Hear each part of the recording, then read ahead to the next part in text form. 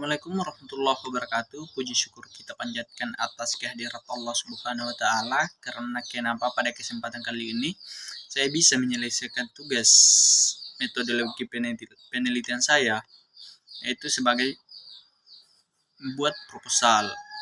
Perkenalkan, nama Taslim dengan NIM C021937, kelas akuntansi D angkatan 2019.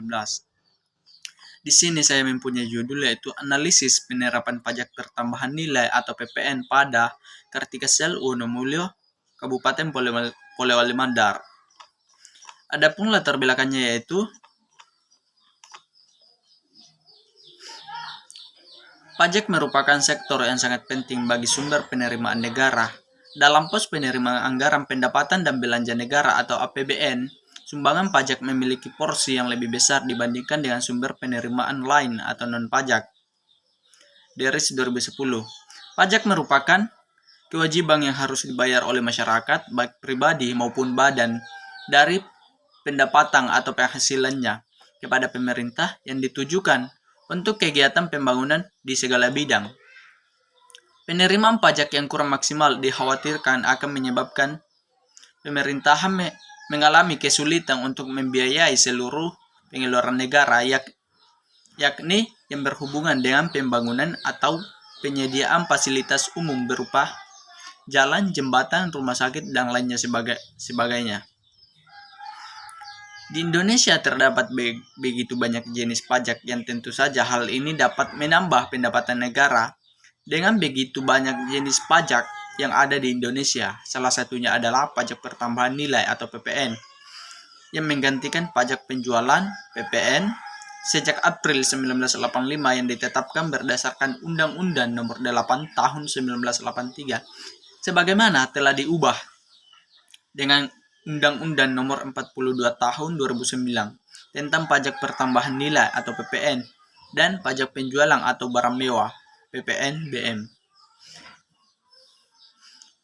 Menurut Sukawati 2014, pajak pertambahan nilai merupakan salah satu pajak yang menyumbangkan pendapatan negara yang bisa dikatakan besar bagi negara. Dengan adanya prinsip pajak pertambahan nilai yang pada dasarnya sebagai pajak konsumsi dalam daerah Negara Kesatuan Republik Indonesia, pengenaan pajak pertambahan nilai pada dasarnya meliputi seluruh penyerahan barang dan jasa, namun berdasarkan pertimbangan sosial, ekonomi, dan budaya perlu untuk tidaknya pengenaan pajak pertambahan nilai terhadap barang dan jasa tertentu.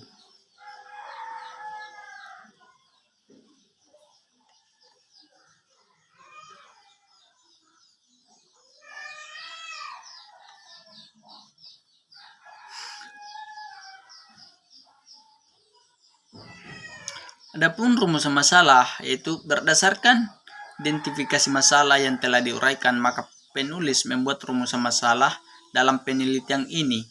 Bagaimana perhitungan dan pelaporan pajak pertambahan nilai pada Kartikasel Wonomulyo. Yang kedua, adapun tujuan penelitiannya yaitu sesuai dengan rumusan masalah di atas, penelitian ini mempunyai tujuan untuk mengetahui penerapan pajak pertambahan nilai oleh Kartikasel Wonomulyo serta mengetahui apakah Kartikasel Wonomulyo sudah menerapkan pajak pertambahan nilai sesuai dengan Undang-Undang Nomor 42 Tahun 2009.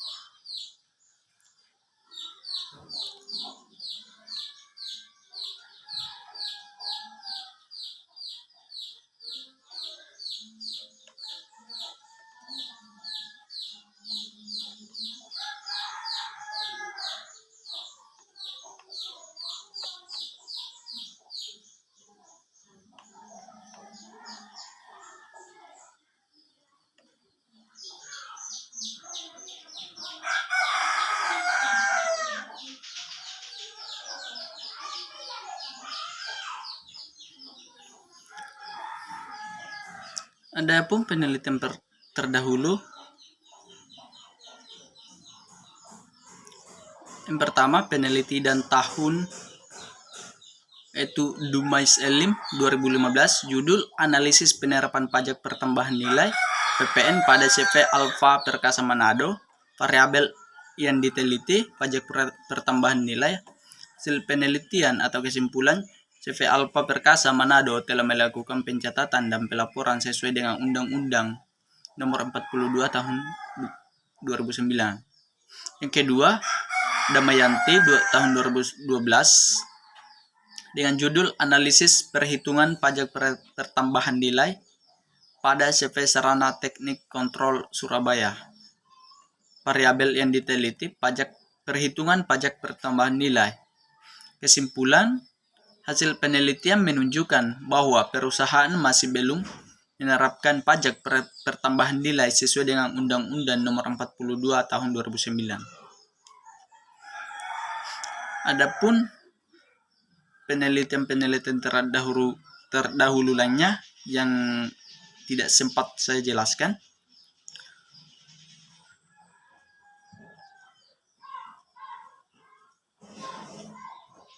dan masuk di bab 3 metode penelitian. Pendekatan penelitian sesuai permasalahan yang diangkat dalam penelitian ini.